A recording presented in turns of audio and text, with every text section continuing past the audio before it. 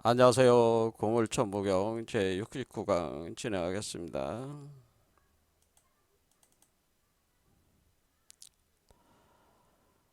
우리 한민족 사유 체계에서 굉장히 큰 부분을 차지하고 있지만은 기존 그 제도권에 의해서 외면받고 있는 분야가 있는데요. 바로 도참 비결 사상들이라고 볼 수가 있겠습니다. 지금까지 이제 천부경을 이해하고 그것을 한민족 사유 체계에 통합하기 위한 그런 강의들을 제가 해왔는데, 지금 그 우리가 신화적 체계가 있는 거는, 신화적 사유는 마고 신화하고 단군 신화가 대표적이었죠. 그리고 종교 또는 어떤 철학적 체계로는, 그러니까 동학을 비롯한 뭐 정역, 그리고 증산 계열의 그 현무경 계열 사유 체계라든가, 이제 증산, 요거는 증산 계열이죠. 그다음에 역학적으로는 야산이 이달 선생 홍역학 정도. 그다음에 대종교의 그 삼일신고, 이런 것들을 이제는 살펴봤는데, 우리가 여기서 이제는 그 신화적 사유 체계와 그 종교 철학, 이거는 이제 19세기 중반부터 이제 19세기 중반 이후부터니까, 이 신화적 사유 체계와 종교 철학적 사유 체계를 이 간극이 있는데, 이 사이에 간극인데, 이 간극을 메꿔줄 수 있는 그러한 사유가 바로 도참비결서들이라고 이렇게 볼 수가 있어요. 그래서 우리 한민족 사사 사유 체계를 구성하는 데 있어서 도참비결서가 굉장히 중요한데, 근데 사실은 제도권에서 이제는 학문을 하시는 분들은 뭐 위서 논쟁 같은 걸 벌이면서 이런 부분들에 이제 깊은 관심을 두면서 연구를 해서 성과를 내는 사람들이 많지는 않다고 하는 것에 대해서 좀 안타까움이 있다고 하는 거죠. 사실 이 종교 철학 사유 체계 등장의 배경에는 이 도참 비결서들이 사실 깔려 있습니다. 그래서 도참 비결서들을 이해하지 못하면은 19세기 중반 이후에 나오는 이런 종교 철학적 사유 체계를 더 깊이 이해하는데 좀 어려움을 겪게 된다고 하는 거죠. 그래서 저는 개인적으로 지난 한 7년 정도 지금 공부를 하고 있는데, 여러 다방면의 공부를 하는 중에 이 도참비결서에 대해서도 제가 관심을 갖고 강의를 했죠. 그래서 어 제가 격암 남사고 선생의 그 격암 유록과로 춘산 체지가를 이제는 강의를 했었는데, 춘산 체지가는 중간에 하다가 멈췄었고, 남사고 선생의 격암 유록은 제가 거의 다 살펴봤습니다. 그게 이제 초보적인 강의였지만은 끝까지 한번 해봤다는 거죠. 그리고 여기서 뭐 용어비결이라고 하는 거는, 용어비결은 말 그대로 선도에 관련된 그런 건데, 이거는 우리가 이제는 북창 정념생이라고 해서, 북창 정념 선생이, 이분이 여기 이제는 보면은 어 1506년에 태어나셔가지고 1549년에 돌아가신 이분이, 정북창이라는 분이, 그러니까 북창 전영미, 이분이 그 1506년에서 1549, 1549년이고, 요 당시에 요분이 이제는 용호대사, 용호도사, 뭐 용호도사로 이제 알려주신 분이에요. 용호, 그러니까 용호비결의 용호, 그러니까 용호도사라고 하는 거는 이제 일종의 유불선의 선도 수행을 직접을 하셔가지고 나름대로 상당한 경지에 이르신 뒤에 자신의 그 수행 이론을 체계화 시켜가지고 짧은 문서로 만든 게 용호비결이라고 하는 거죠. 그래서 용호비결을 남기셔가지고 여기 뭐 그 홍익학당의 윤홍식이라는 분이 이끌고 계시잖아요. 그분이 용호비결 강의를 하지 않았습니까? 그 용호비결이 이 북창점령 선생의 용호 비결 이름이 같습니다. 용어 비결을 기초로 해가지고 강의를 한 거라는 거죠. 그런데 이분이 이 용어 비결이는 일종의 중국 선도를 요약한 것이다. 제가 이제는 과거에 강의를 할 때 그렇게 말씀을 드렸습니다. 북창의 용어 비결은 중국 선도를 중국 선도의 요약본이다라고는 이렇게 봐야 된다고 제가 말씀드렸고, 이분이 이 용어 비결 말고 중요한 그 텍스트를 남기는데 바로 이분이 이제는 북창점령 선생이 궁울가라고 하는 거를 이 궁울가를 남기게 됩니다. 그러니까 제가 관심 갖는 건 이 궁울가라는 거죠. 자, 우리가 지금 빛 아카데미가 지금 제가 우리 이제 마령 선생들과 여러 가지 도반들과 같이 운영하고 있는 그 조직인데, 그 궁울이라고 하는 것이 구체적으로 이렇게 표현되기 시작하면서 나온 게 사실 북찬 선생으로부터 돼 있다고 하는 거죠. 궁울이라는 개념이 이때 이제는 등장을 하는 거예요. 그러니까 이때 이제 궁울이 시작이 된 거죠. 시작이다.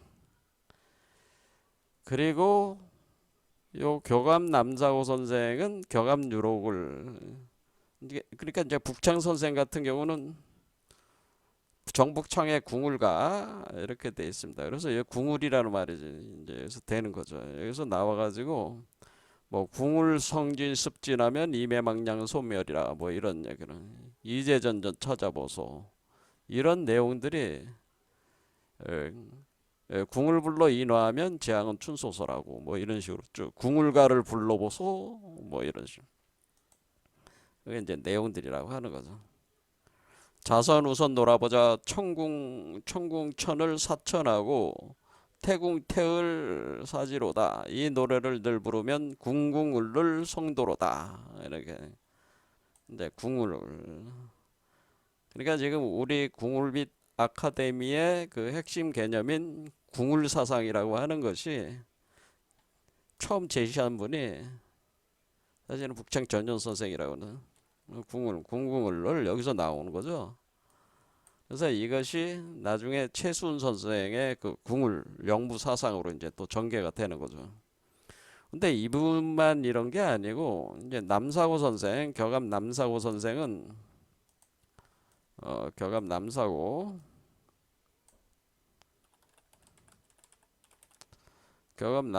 요분은 그 교감유록이라는 게 있는데, 이거는 이미 널리 알려져 있었고, 그 정북창 선생 거는 남사고 교감유록은 1970년대 70년 후반때 등장을 한 겁니다. 그런데 이 교감 남사호 선생이 지었다고 그렇게 얘기가 되고 있는 거죠. 그래서 이 교감 선생의 그 생몰 연대가 1509년에서 1571년이니까,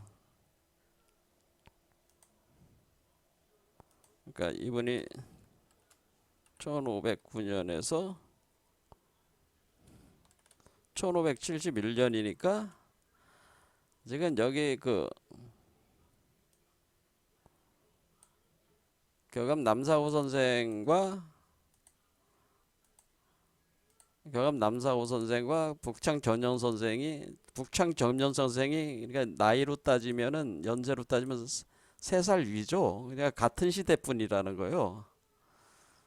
근데 이 북창 정년 선생이 뭐 용어 비결도 썼지만은 궁울가를 남겨가지고 이것이 이제는 도참 비결서에 이제 스며 들어가는 거죠. 이렇게 들어가는데 교감 남사고 선생도 같은 시대에 사신 분인데 이분의 근데 그것이 이제 1970년대 교감 남사고라는 분의 이름을 가지고 교감유록으로 이렇게 이제 후반때 등장하는 이 텍스트에 뭐가 있냐면은 이 텍스트가 굉장히 내용이 많죠. 교감유록이 1977년에 처음 소개돼가 1987년에 처음 번역이 됐다. 그러니까 이게 오래된 거는 아니죠. 지금 총 60장으로 돼 있는데 남사구가 어린 시절 시인을 만나서 전수받은 거다. 그래서 여기 남사구 비결부터 이제 본격적인 내용이 돼가지고 그다음에 가불가까지 가는데 여기 보면은 궁울론 19번째 궁울론이라는 말 표현이 나오죠. 궁울론 이렇게 돼. 그다음에 궁궁가 을를가 뭐 농군가 뭐 이런 표현들이 나오는 거죠. 네. 자, 이런 식으로 궁울도가 뭐 이렇게 이런 식으로 자 이렇게 쭉 보면은 이렇게 궁을인 또 가불이니까 가불가 이렇게 표현이 되는데 어쨌든 이 궁을 사상이라고 하는 것이 남사고 선생에게서도 이 문장에 이렇게 나오는 거죠. 가령 19번째 궁을론 같은 경우는 이게 궁을론이에요. 내용이 이렇게 많다 이거죠. 예, 여기까지. 자, 이런 식으로 되는. 그래 탈겁중생한다는 거죠. 그러니까 어떤 탈겁이라고 하는 게 뭐예요? 이제 카르마를 벗어나서 거듭난다는 표현이 있잖아요. 우리가 탈겁중생. 이 궁을 메커니즘은 탈겁중생하는 개념입니다. 네, 카르마, 윤회, 카르마를 벗어나서 거듭난다는 이런 표현이니까 탈겁중생한다고 하는 표현들 있잖아요. 그래서 서기동네 재생신인 그러니까 재생이니까 이것도 거듭난다는 거죠. 거듭나는데 신적인 인간으로 다시 태어난다는 거. 거듭날 때 신인으로 거듭난다. 이렇게 되는 거죠. 이런 식으로 되는 거죠. 그리고 이 존재는 불사영생한다고 하는 거죠. 신발 백화 불사영생 이렇게 불사영생하는 그리고 이렇게 거듭나는 존재는 미륵불과 같은 미륵인데 만세 그러니까 미륵출세 만법 교주가 된다. 유불선을 합의를 해서 재생한다. 뭐 이렇게 하는 여기 보면은 15진주 조울시구 이 존재를 그러니까 농군가에는 15진주 조울시구 뭐 15진주가 된다는 거죠. 15진주 그래서 15진주라는 표현은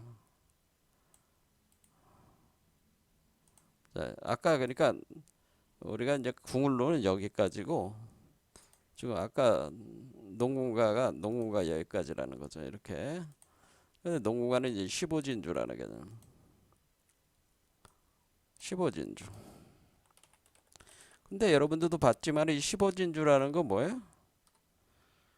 우리 김일부 선생의 15종공 개념하고 같은 개념이 때문에 이 15진주가 15종공하는 존재라는 뜻.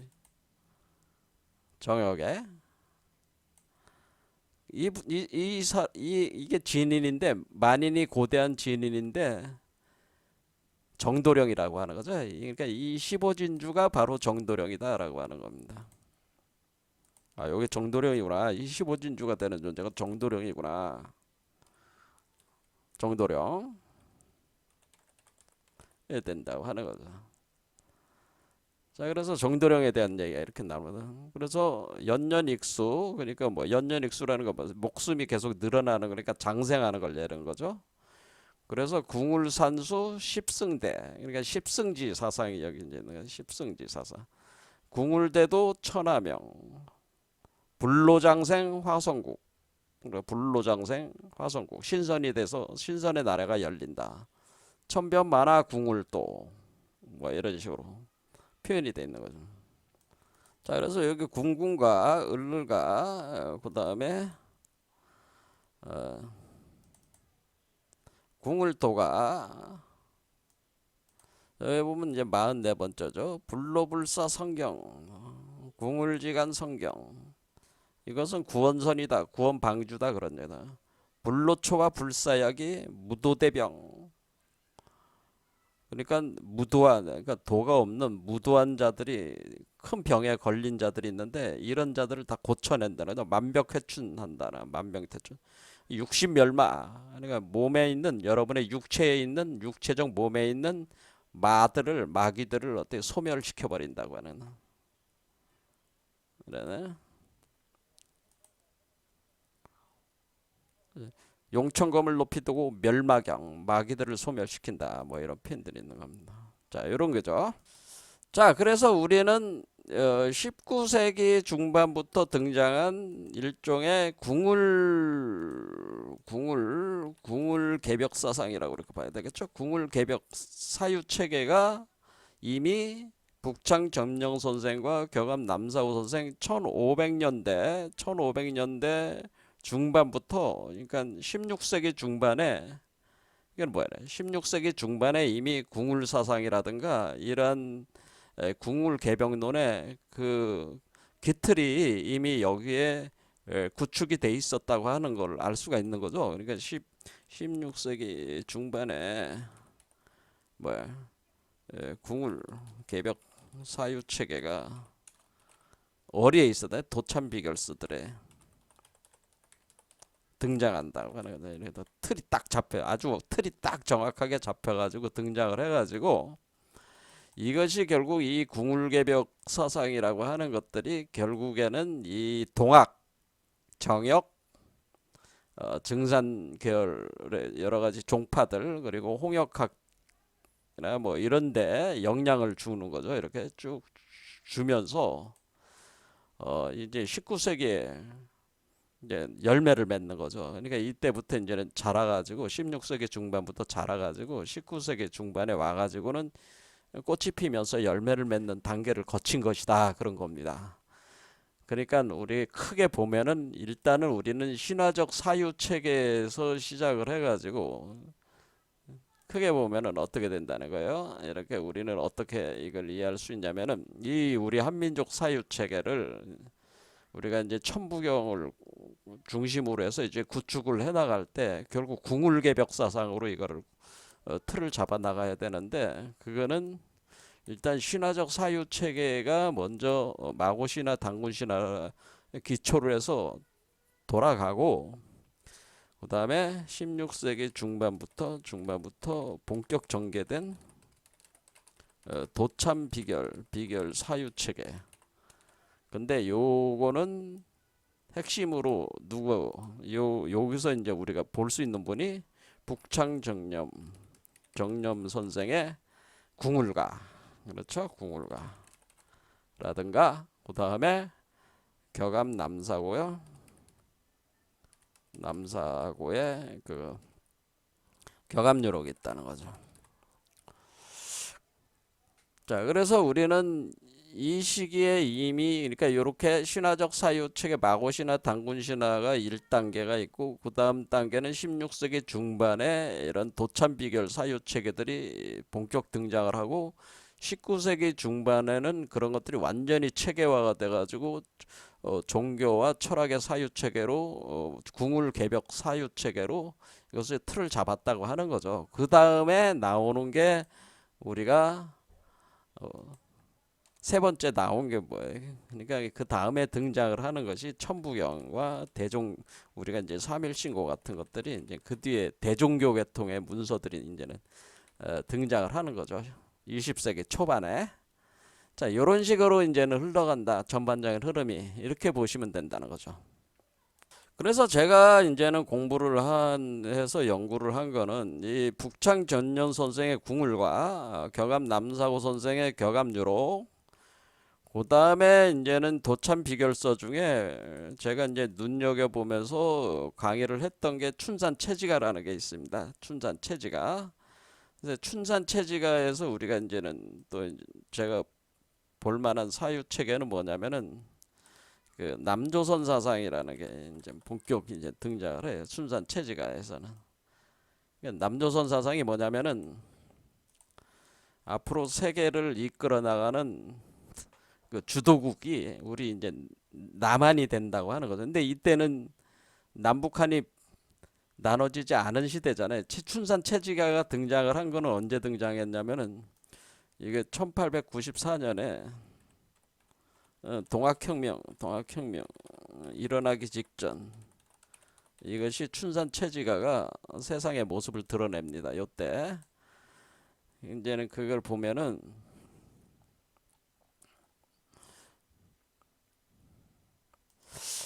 동학을 이끈 손아중이라는 분, 그러니까 동학혁명을 이끈 사람 중에 핵심 멤버 중에 이제 전봉준도 있지만은 그다음에 손아중이라는 분이 있어요. 그러니까 1892년에 어리자면 이 고창에 가면은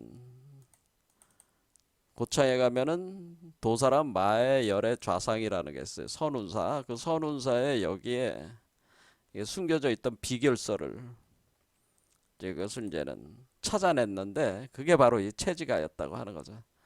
그래서 춘산 체지가가 내용이 뭐 남조선 뱃노래, 초당의 봄꿈, 달노래, 7월 식과, 남강철교, 춘산 노인 이야기 이렇게 6개로 되어 있는데 남조선 뱃노래에서 남조선 사상이 이제 본격 등장을 한다고 하는 거죠.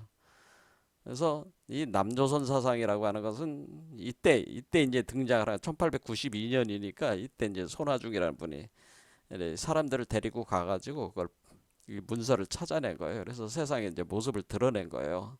그래가지고 이 남조선 사상은 뭐 앞으로 우리 남한에서 세계를 이끌 주도적인 존재들이 일종의 그 사람들이 이제 출현을 한다고 하는 그런 개념의 사유가 남조선 사상이 이때 이제 등장을 한다고 하는 거죠. 남조선 사상. 그리고 이 남조선 사상을 또 이제는 동학 이후에 그 강진산 선생이 또 이거를 수용을 해가지고 주장을 합니다. 자, 이런 개념들이 있습니다. 자, 궁을 개벽 사유 체계의 그 도참비결서에서 가장 공통으로 드러나고 있는 거는 뭐냐면은 뭐 이렇게 궁을론들도 있지만은 대표적인 여러분들이 잘 알고 있는 게 뭐예요? 여러분들이 잘 알고 있는 것이 정도령 사상이잖아요. 여러분 정도령 사상 잘 알고 있죠? 그거를 이제 오늘 남은 시간에 제가 좀 설명을 해드리면서 강의를 진행을 더 해보려고 합니다. 우리가 이제는 도참비결서를 딱 여러분들이 이게 뭐 정도령이다 딱 할 때 여러분들이 흥미를 가지고 있는 게 뭐냐면 계룡산으로 계룡산 천도 사상이 계룡산으로 수도 천도를 한다고 하는 얘기죠. 지금 우리 한국에서 지금 뭐야 이 세종시를 저쪽에 만들어 가지고 거기에 이제는 수도를 천도하는 계획이 있었잖아요. 그렇죠. 그런 어떤 행정 수도를 만들려고 하는 거잖아요. 그러니까 그런 거를 추진을 해왔잖아요. 이게 원래 계룡산 수도 천도 이야기는 이거는 원래 그 이시조선의 그 태조 이성계가 무학대사하고 정도전 각자 이제 풍수지리에 나름대로 일가견이 있는 사람들인데 태조 이성계가 이제 개성을 떠나려고 하는 거잖아요. 그러니까 고려의 그 수도였던 개성을 떠나가지고 천도를 하는데 어디로 가야 되냐 뭐 이런 문제에 봉착을 했을 때 이제는 그때부터 이미 이런 얘기가 있었던 거죠. 계룡산이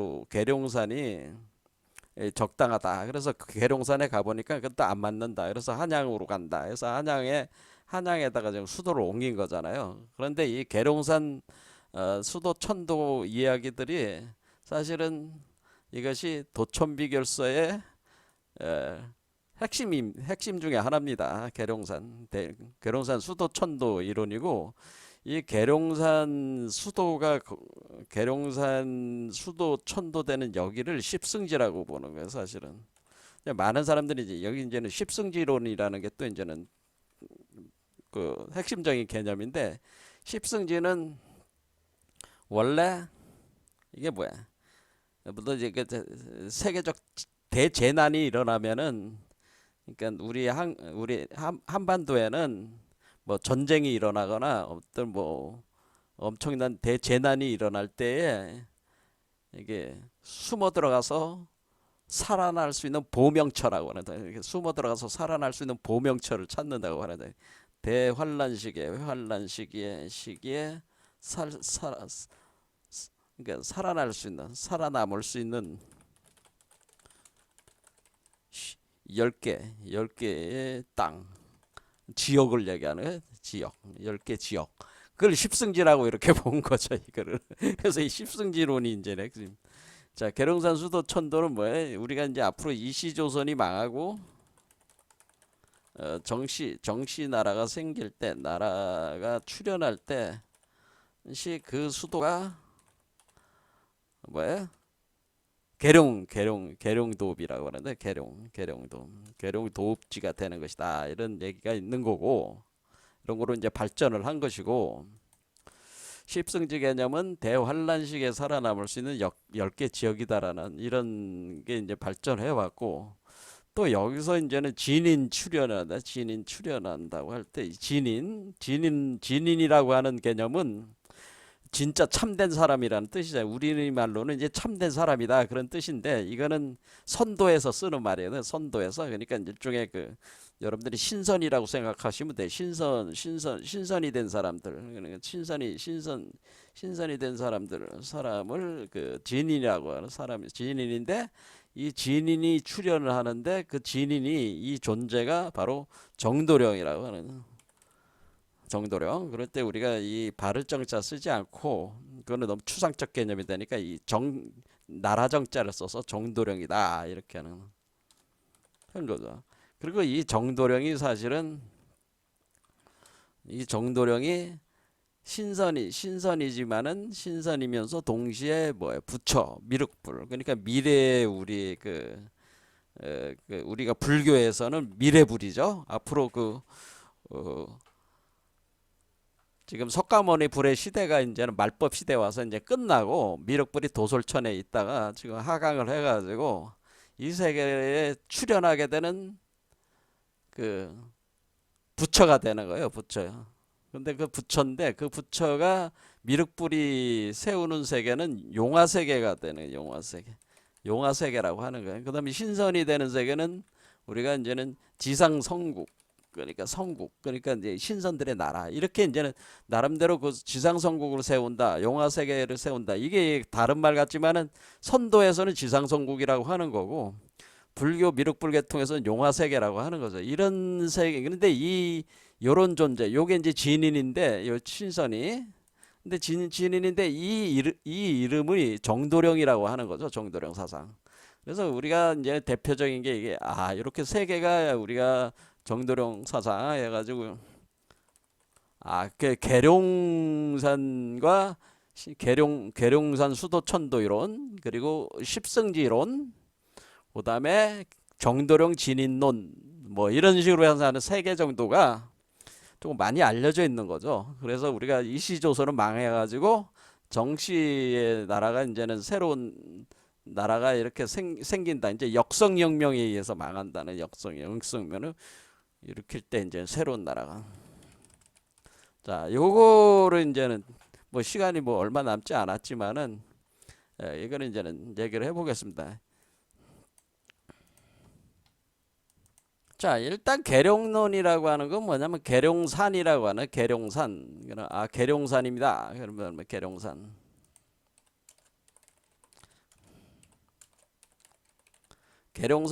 계룡산으로 도읍을 옮겨야 된다. 그러나 그럼 계룡산이 어디 있습니까? 이렇게 이제 물을 때 사람들 그거 공주에 지금 계룡산 거기 계룡산 있는 거 아닙니까? 그러면은 그거를 갖다가 이제는 뭐라고 그러는 거냐면은 자 격암유록에 계룡가라고 있습니다. 그래서 계룡석백 비공주 공주가 아니다라고 돼 있어.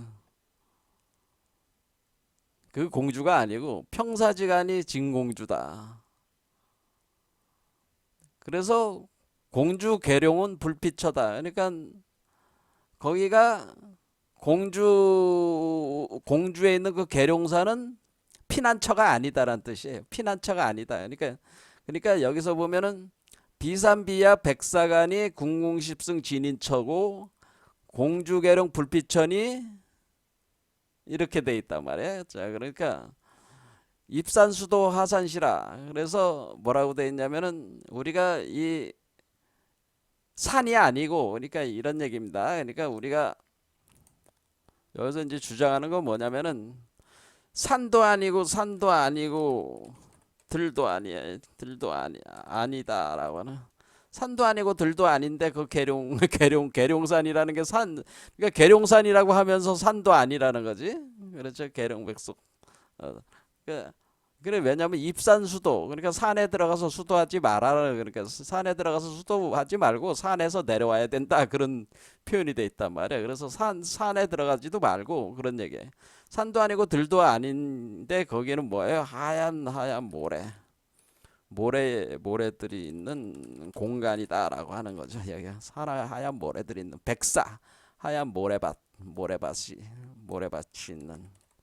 있는 공간인데 여기가 뭐야? 궁궁 십승 진인처 여기가 뭐야? 궁궁 십승 진인처다라고는. 자, 그러니까 우리가 계룡이라고 하는 것은 우리가 그러니까 궁궁 십승 이게 별개가 아니고 뭐야? 계룡이라고 하는 거와 궁궁십승은 다 연결돼 있는 개념이라는 거죠. 궁궁십승 진인. 그러니까 지금 궁궁은 뭐예요? 궁을 놓은 개념이잖아요. 십승은 십승지. 진인은 뭐예요? 정도령이잖아요. 그러니까 궁궁은 십승 진인이 있는 곳이다. 뭐 이렇게. 그런데 거기는 이제는 지금 공주 계룡산 거기가 아니다. 그러니까 산에 가지 마라. 산에 갔다가는 굴러서 죽는다. 그런 굴러 떨어져서 이제 죽는다. 이제 그런 얘기를 하는 건데 여기서는 산도 아니고 들도 아니다. 자, 이렇게 되니까 여기 이제는 계룡론이 자, 그러니까 우리가 지금 계룡 그 지금 얘기에서 봤듯이 궁궁 십승 지금 얘기 중에 계룡산과 십승지와 진인이 출현하는 이곳은 각각 따로 노는 개념이 아니고 이게 같이 이렇게 엮여지는 개념이라는 걸 알 수가 있죠. 그러니까 우리가 궁궁십승 진인이 있는 곳이다. 그렇게 돼 있으니까. 그러니까 그렇죠. 궁궁 십승지. 그렇죠. 그러니까 우리가 그러면은 계룡산. 그리고 이 계룡산이라고 하는 곳은 바로 산도 아니고 들도 아닌데 지금 세상에 있는 공주 계룡산이 아니네. 산에 들어가면 안 돼. 그러니까 산에 들어가서 돛 닦는다고 산에 들어가지 마. 거기는 아니야. 산도 아니고 들도 아니야. 하얀 모래밭이 있는 공간이야. 그런데 궁궁십승 진인이 있는 곳이야. 그러면은 뭐예요? 우리는 계룡산과 십승지와 진인이 따로따로 노는 개념이 아니다. 자, 계룡산이 곧 십승지고 십승지에 진인이 있다 이렇게 볼 수가 있는 거죠. 그러니까 이게 따로따로 노는 개념이 아니라는 걸 먼저 인식을 하셔야 돼. 그러니까 대환란식에 살아남을 수 있는 10개 지역이 있는데 그 대룡산 10개 지역이라는 것이 이렇게 되면 어떻게 되는 거예요? 지금 세상에서 얘기하는 10개 지역을 남해 제주도 제주 무슨 서귀포시 이런 식으로 그러니까 제가 이건 임의적으로 치는 거지만 아니면 속초에 간다든가 영월에 간다든가 이런 지역을 10개 지역이 될 수가 없는 거죠. 왜? 아, 계룡산이 한 곳인데 무슨 어떻게 10개 지역을 나눌 수가 있어요. 그러니까 세상에서 얘기하는 이거는 살아남을 수 있는 10개 지역이 아니라는 거죠. 10개 지역이 아니고 십승지가 곧 계룡산이라는 거야. 그런 얘기입니다. 자, 세 번째 문서에 격암요록에 계룡이 뭐라고 돼 있냐면 근화조선 계룡지다. 그러니까 거기는 무궁화 꽃이 피우니까 영업 무궁한 지역인 근화조선 계룡지. 거기가 계룡의 땅인데 천종지성 합덕궁 배궁지강 양백선이다. 배궁지간이다. 배궁 궁궁이래. 궁궁인데 배궁하는 지역이다. 그럼 우리가 궁자를 갖다가 이렇게 궁자를 궁궁 이거를 갖다가 한번 우리가 배궁이라는 건 뒤로 이렇게 서로 등져서 세우는 거예요. 그러면 어떻게 돼요? 이게 사실 이게 배궁이라는 건 뭐냐면은 요거를 이렇게 요걸 기준으로 해서 이렇게 돌리는 거죠. 그러면 그게 뭐가 되네? 그러면 이게 아자가 된단 말이야. 아자. 그렇죠. 이렇게 궁 이렇게 배궁. 그러니까 이게 아라는 곳이 아. 그러니까 이렇게 배궁이 되는 거기에 양백선. 그러니까 신선이 되는 게 나오는데 혈류도중 사해통 무외지 할해정 정씨가 나온다. 정본천왕 운중왕. 그러니까 우리가 정도령이 바로 그 운중왕이 된다는 구름 속에서 나온다는 거. 제래금일 정씨왕. 자, 이런 식으로. 그러니까 이게 정도령이 이제 여기서 출연을 한다는 거죠. 자, 그래서 우리가 이 궁궁이라는 개념, 궁궁을 이렇게 놓으면은 결국 뭐라 그러냐면 이거 자체가 여러분들이 요게 십자가 나오잖아요. 이렇게 십자가가 보입니까? 백십자가가? 그래서 십승지라고 하는 거예요. 그러니까 여기서 십승지는 궁궁 십승이라고 하는 건 뭐예요? 궁궁을 배궁으로 놓으면은 요게 요 안에가 10이잖아. 10. 그렇죠. 그래서 여기서 제가 뭐라 그랬어요? 이게 궁궁이라고 그랬잖아요. 이게 궁궁. 그러면 이 궁궁하는 서로 배궁이 되는 그렇죠. 이렇게 배궁이 되는 그러니까 이게 만나는 지점이 있고 이렇게 서로 등을 지는 지점 있잖아요. 그러니까 이렇게 등을 지는 지점에다 차크라를 나눴잖아요. 이렇게 그러니까 요게 요 차크라 하나하나가 아가 발동하고 있는 지점이란 말이야. 그러니까 아전이라고 그랬죠. 그 아전. 그러니까 우리가 십승지라고 하는 거는 결국 아전이다라고 아전. 밭이다. 상단전, 중단전, 하단전에 아전을 얘기를 하는 것이다라고 하는. 이게 십승지라는. 근데 십승이라는 거는 뭐냐면은 결국 이 몸에 이게 어떻게 이렇게 이기고 나오는 땅이라는 뜻이잖아요. 이기고 나오는 땅이 어디야? 이게 십승지요. 어렵게 여러분들이 생각할 게 아니고 요 우주 알이 십승지란 말이에요.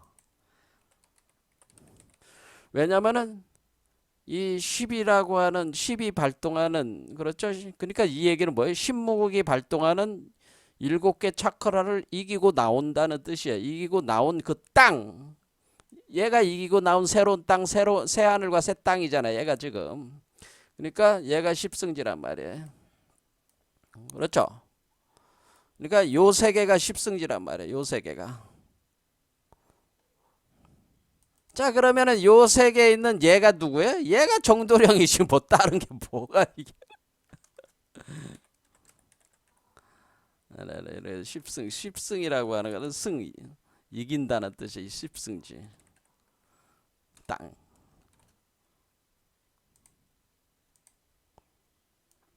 이렇게 되는 거람. 얘가 십승 요 땅 요 세 개가 십승지고 요 세 개가 바로 요 세 개에 있는 요 존재가 정도령. 얘가 정도령이고 얘가 미륵불이란 말이에요. 맞는 말이죠. 그리고 계룡이라는 게 뭐예요? 계룡이라고 하는 것은 이거는 지금 여기 이게 두 마리 뱀이 꼬여 올라서 한 마리 뱀이 되면서 음양이 합해지면서 여기서 뭐예요? 하나가 되면서 이게 용으로 올라오는 거잖아요. 용. 그렇죠? 이게 용으로 올라오면서 그러면 어떻게 돼? 이거는 닭이잖아. 그러면 여기서 이 네 번째 차크라에서 그 용의 알이 닭의 알로 바뀌는 거 아니에요. 그래서 그 알에서 그러니까 닭이 개잖아요. 닭이. 그러니까 이게 계룡이지. 계룡에 있는 계룡산 할 때 그 개념은 뭐냐면은 계룡산이 요 이제 구궁도에 보면은 요게 손개가 개란 말이야, 개. 요게 이제는 닭을 뜻하는 개란 말이야, 손개가. 그래서 계룡을 그냥 계룡이라고 하는 게 아니고 손진계룡을 얘기하는. 손진계룡. 그러면 손진계룡이니 요게 손개이기 때문에 보이십니까? 요게 바로 요게 바로 개고요, 개. 그다음에 요거는 용이잖아. 벼락진 있는 요거는 용을 뜻한단 말이야. 동물로 볼 때 용. 그다음에 얘는 간개는 동물로 볼 때는 개를 뜻하지만은 얘는 또 산을 의미해요. 산. 그래서 계룡산.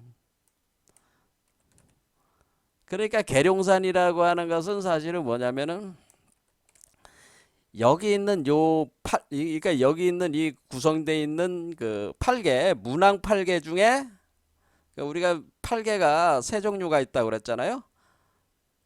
복희 팔개, 문왕 팔개, 정역 팔개에서 요 세 개를 얘기하는 거예요. 요 세 개. 그렇죠. 간, 산을 의미하고 산, 진, 용, 닭. 그러니까 요게 계룡이란 말이야. 계룡. 그럼 요건 산이니까 계룡산이 되는 거죠. 계룡산. 그렇죠. 이게 그러니까 계룡산 이렇게 돼. 계룡산. 그러니까 지금 이게 뭐야? 그리고 여기서부터 이제 올라오는 거죠. 산이 솟아오르는 거예요. 산이 뭐야? 요 알이 올라오는 걸 산이 올라오는 걸로 보는 거란 말이야. 그럼 얘가 이제는 산이 솟아 올라가지고 얘가 이제 열매를 여기서 맺게 되는 거죠. 자, 이렇게 돼가지고 결국에는 그러면 우리가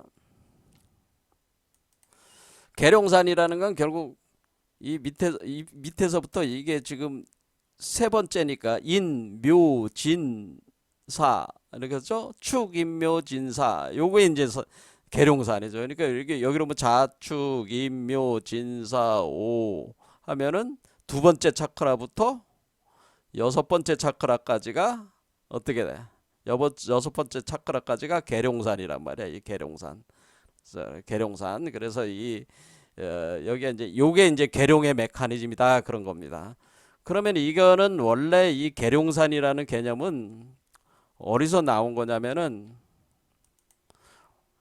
지금 우리가 이제는 제가 이제 과거 이제 홍익인간 사상에 대해서 이제 얘기를 했지 않습니까? 홍익인간이라고 하는 게 뭐냐면은 우리가 단군 신화에 뭐예요? 환웅이 이 세상에 내려올 때 뭐하러 내려왔어요? 홍익인간 하러 내려온 거잖아요. 홍익인간. 근데 환웅이 이 세상에 그 환인의 명을 받아서 내려와 가지고 그 성령으로 내려온 건데 홍익인간 한다 이런 얘기다. 홍익인간. 자, 홍익인간 한다고 할 때 제가 말씀드리기를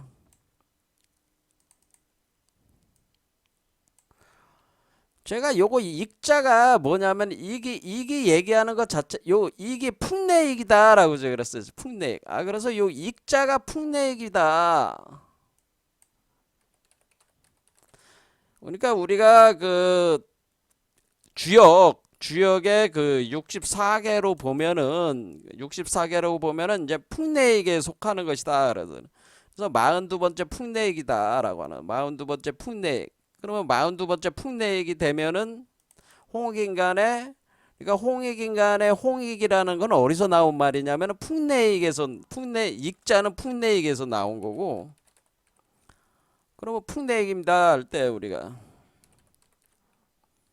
그럼 풍내익이야. 그럼 풍내익이 나오는데 이 풍내익이 바로 뭐냐면은 요 바람이 요 개가 자연물로는 이거는 닭을 의미하고 풍을 의미한다네. 풍. 이게 풍이에요.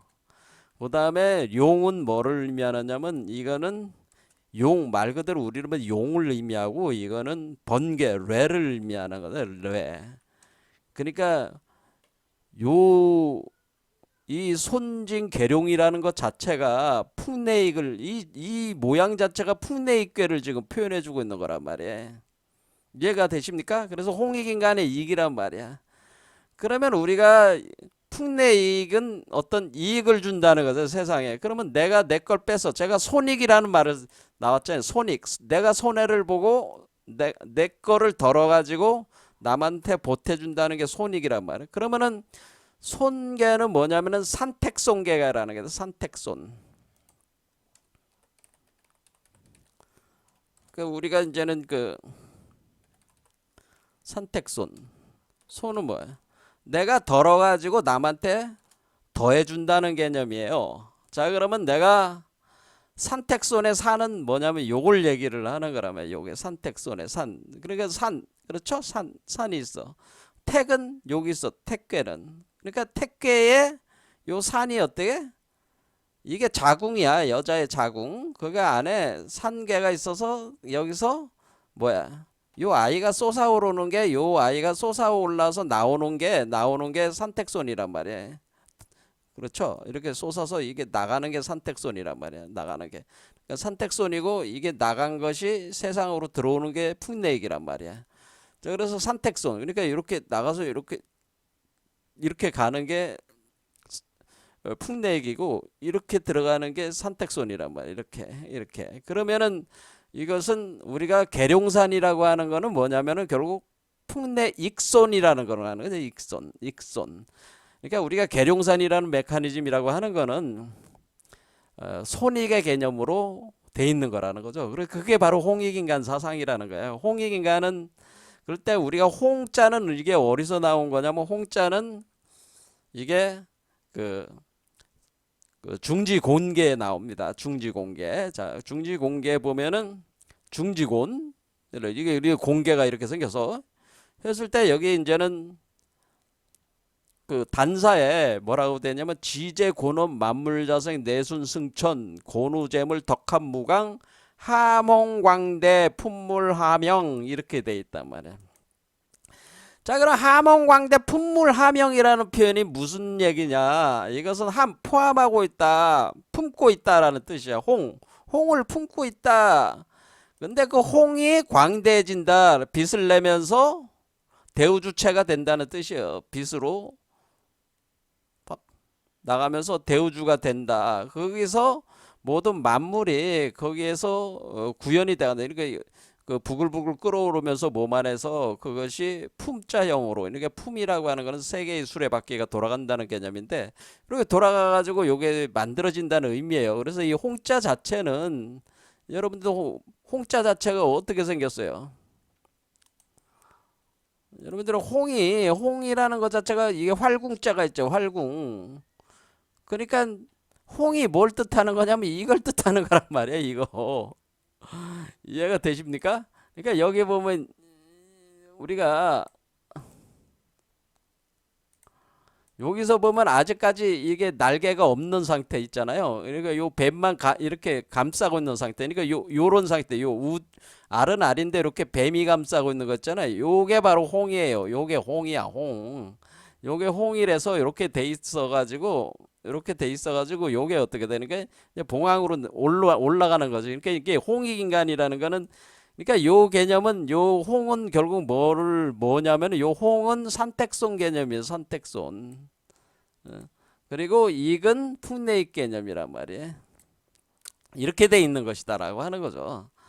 자, 그래서 우리는 여기서도 홍익인간의 그 사유 체계가 지금 뭐냐면은 우리가 계룡산 사상이라고 하는 것은 달리 얘기해서는 홍익인간 사상이 깔려 있는 거, 홍익인간 사상 그 자체가 계룡산 사상이라고 하는 거예요.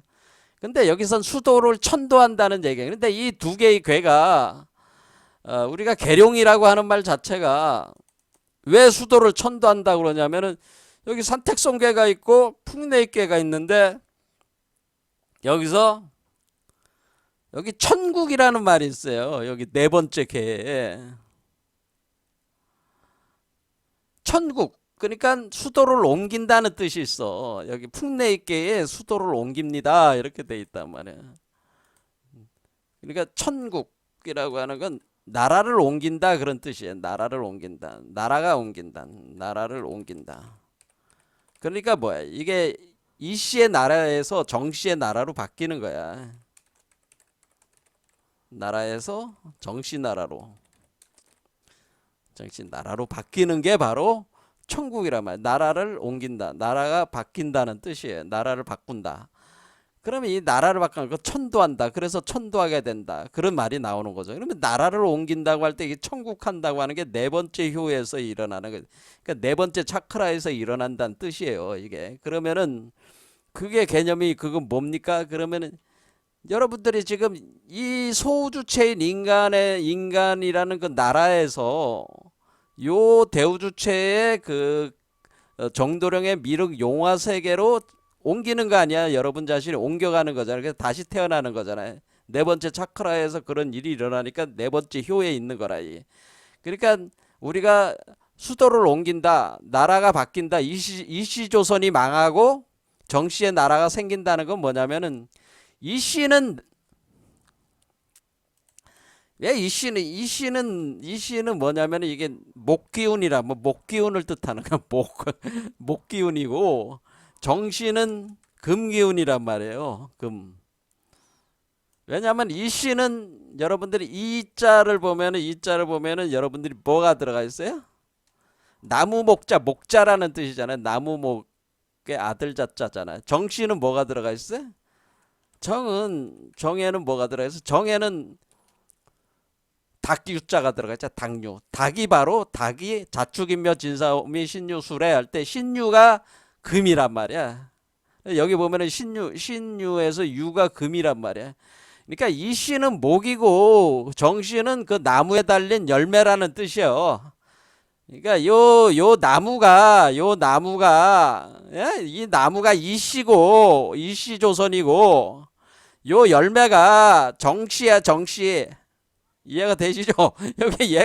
여기에 달려 있을 때가 여기 달려 있는 요게 이제는 목자로서 이 목기운의 의지에 있는 거고, 그러니까 이씨 나라고 요게 열매가 따지면은 어때요? 그 정씨 나라가 이씨 나라를 쳐버리고 정씨 나라가 나오는 그런 개념이라는 거죠.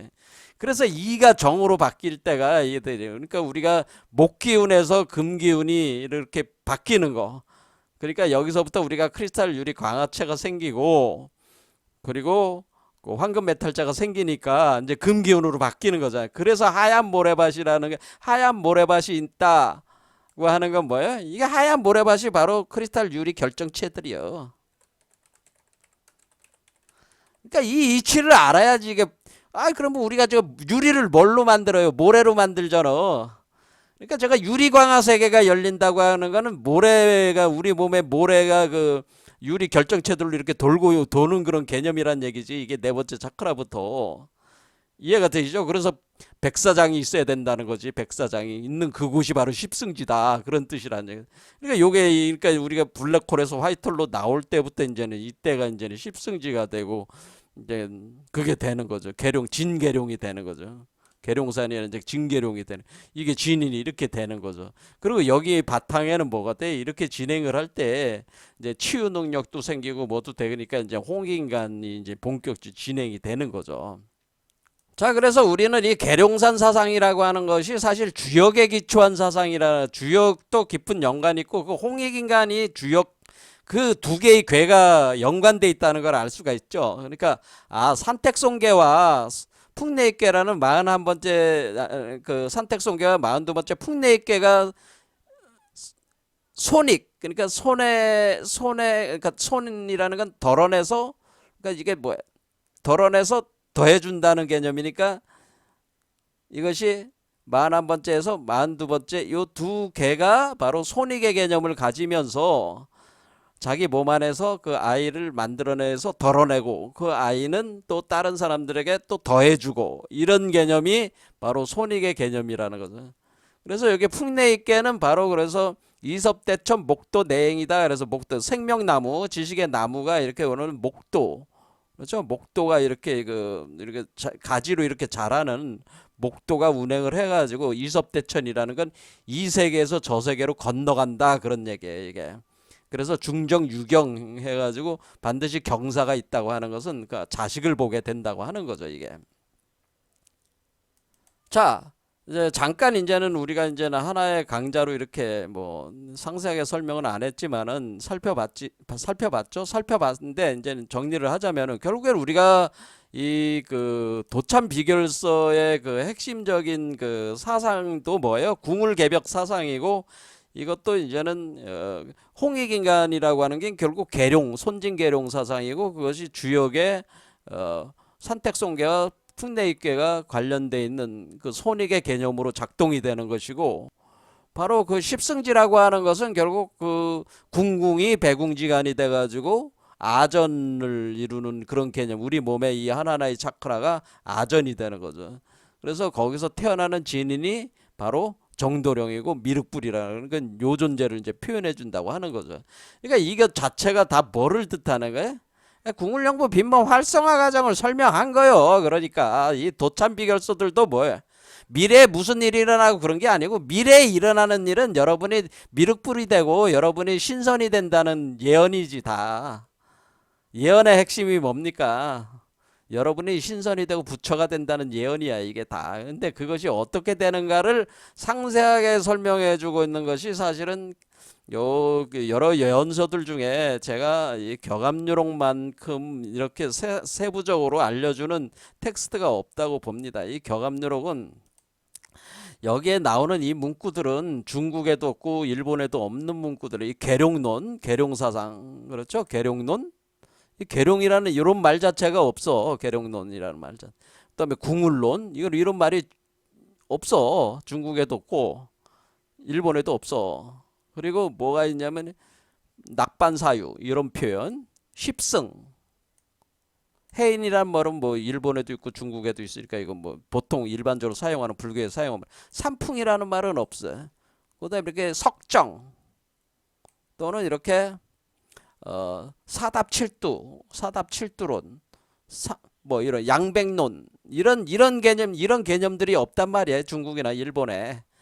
그러니까 제가 볼 때는 우리 한국 사상의 독창성, 독자적 어떤 사유 체계에서 어휘적 구조는 격암유록이 굉장히 잘 갖춰지고 있어요. 여기 나오는 하나하나의 어휘들을 이해를 하면은 사실은 우리 한민족의 그 근본적인 사유 체계를 이거를 통해 가지고 제대로 파악할 수 있다고 하는 거죠. 그리고 이런 사유의 영향을 받아 가지고 사실 동학이라든가 그 뒤 이렇게 나온 거라는 거죠. 그런데 이게 전체적인 내용이 지금 어때요?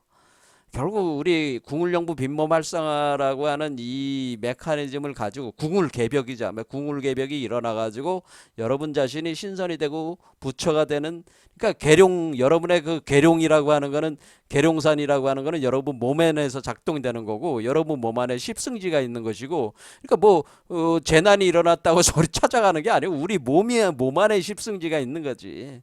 이게 십승지니까, 이게 정도령이니까, 여러분 자신이 정도령이 되고 미륵불이 되는 이치를 사실은 다 설명하고 있을 뿐이라고 하는 거죠.